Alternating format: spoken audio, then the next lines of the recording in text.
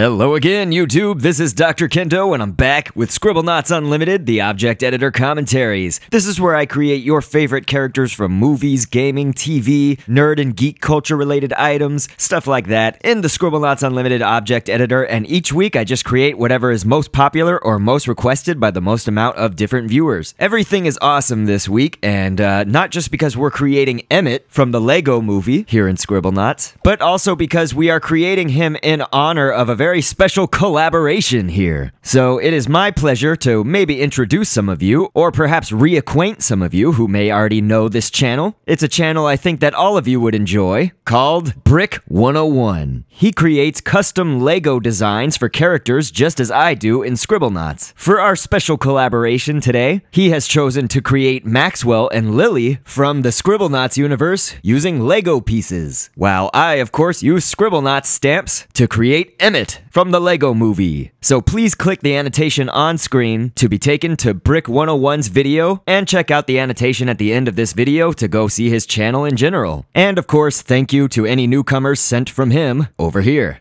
So let's get started. So Scribblenauts Unlimited, one feature of the game is the object editor, and this is where my channel is really highlighted, I guess. And so basically you can start off with any of the items or objects in Scribblenauts, and whatever you start off with in the editor is your source object, is what it's called. So today's source object is a construction worker. There are a number of factors that kind of contribute to which source object you want to choose. Most notably, you just want to know if there's any kind of odd behaviors or anything that you're going to need to either edit or change up, or that you want in your final creation. But a lot of the times also it's more for the torso, because that's kind of the only thing that you can't remove. Although you can put other objects in front of the torso like we're doing now. So every single object now that we type in with our magic little notebook right here in Scribblenauts is basically a stamp. And so a stamp or a stamp piece can also be anything in this game for the most part. You know, the object editor lets you use a lot of things. Like we just used a fez, which is like a hat, that is for our torso kind of main body shape of Emmet here. And then the letter I for sort of this line. We turned it horizontal for a line down below the fez. And on the 19th page of the general 29-page library of shapes, we've taken this little arm shape, and the reason that I have this is because we can turn it upside down for the arms, and basically it'll look like sort of the Lego legs, because if you've seen Lego legs, especially like in the case of Emmet and things like that, the top of their legs, kind of where they attach to the hips, sort of have like a rounded part to them, and then they kind of curve in for the leg, going all the way down to the foot, which for our purposes of creation is a minus sign. So of course you can see that we've doubled up since he has two legs, obviously. And you can just type in ID and you'll get this little ID card right here. And so Emmet, of course, has his ID tag there on his left leg. So we've done that. It's to our right, but that is Emmet's left leg. And so then we're going to use another letter I. It's going to be for some kind of stripe here on his construction jacket, and the plus sign is what we're going to use sort of for these cross-type shapes,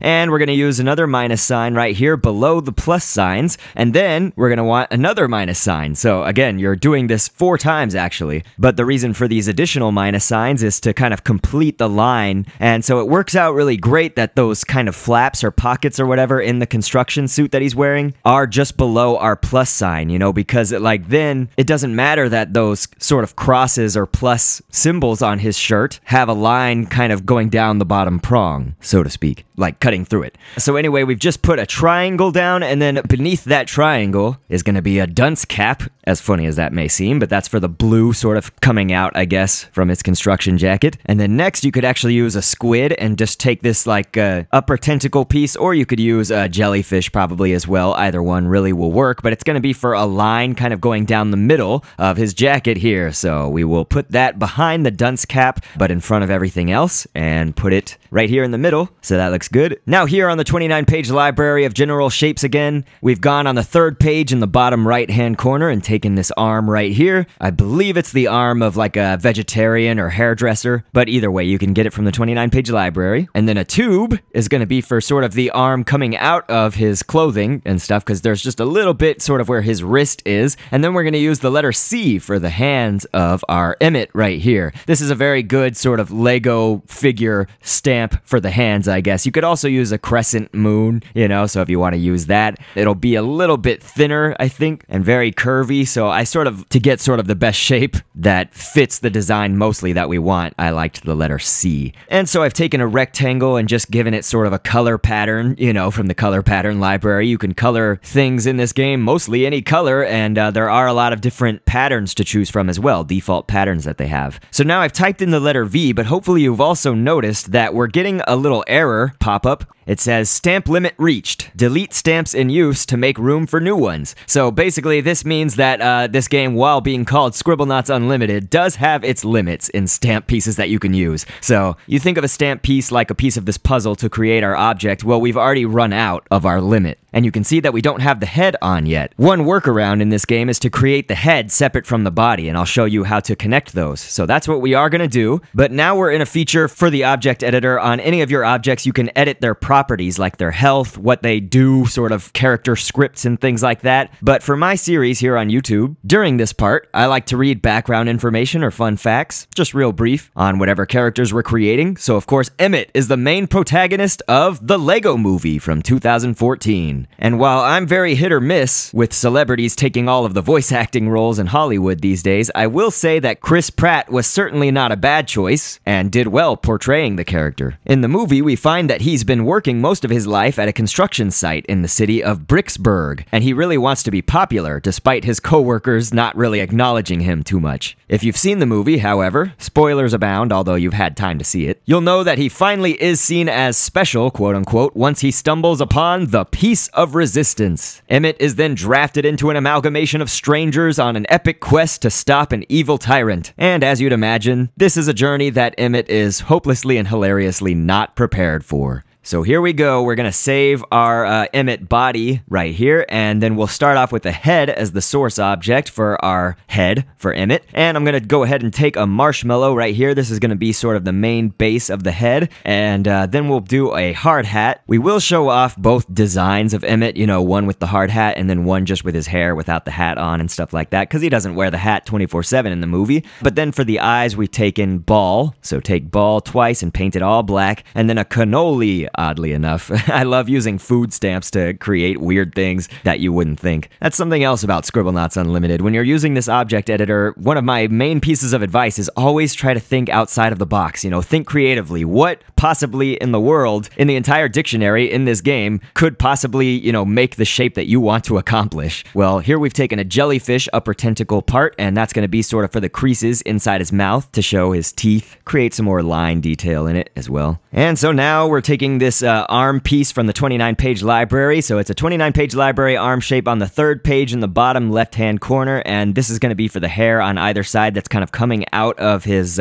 hard hat from beneath it. And so then we've copied the marshmallow once again. This is going to be for his neck, and so I've just basically made that marshmallow a little bit smaller, of course, than the head marshmallow that we've got, and moved it down, and it looks all good. So fortunately, the head design was pretty simple, but you can see that we're also doing scripting for the head. You want to go to the Equipment tab here on the left side of the screen and check this little circle that says can be worn on the face like glasses. This will make it so that this little head thing will go exactly where the glasses would be if our character had a head. Obviously, our body doesn't have a head right now, so you can see that I'm giving the head to our body object. So it all works out well when you give that head to the body because it puts it on in place where glasses would go, which obviously means that it's kind of giving us the illusion that our, you know, creation now is full, i.e. it has a head now. So you can apply a myriad of adjectives to your objects whenever you've got them on the levels here and on the map in Scribblenauts. And so I've just put the adjective still on them so that they will stand still, and you can get a good look at our Emmets right here. The Emmet to our left is the one without the hat. And so to get that hair shape, we did use that same 29-page library hair on the 3rd page that we also used in the hard hat design. So that's that kind of hair that's off to the right. But that big sort of drumstick-looking main slab of hair, I guess, comes from the thigh piece of a horse. So type in horse and grab that back leg thigh. If you want to take things further, you can by making the piece of resistance. So here we go. We started off with a block as the source object, as you can see here, but I've made it so that objects react to it as a relic since it's all special and everything. Gave it a lot of health so it doesn't get destroyed very easily. But then we'll go to the equipment tab here in the properties once again, and you want to be sure that you have filled in the circle for can be worn on the back like a backpack. Now when they lift this item up, up and wear it on their back, it'll be all horizontal. So that's why I've made the piece of resistance here laying on its side, or horizontal itself. Creating it was pretty simple. It's just a rectangular prism, painted red, with a puck on the top, P-U-C-K. The puck makes that little Lego,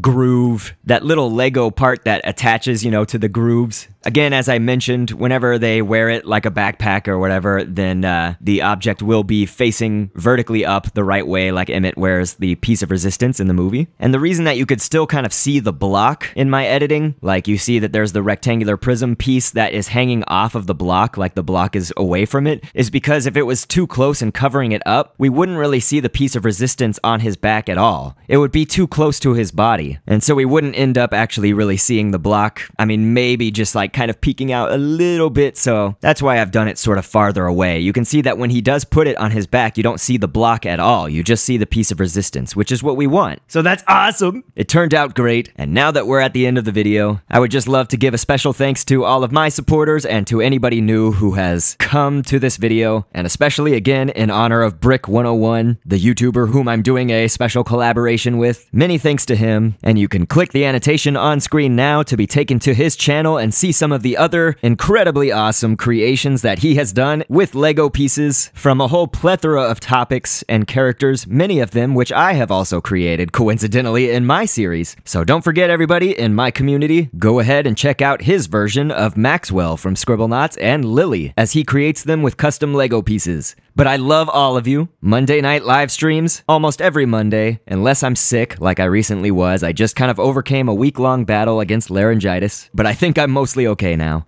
And I will catch you on the next vid, and thanks for viewing.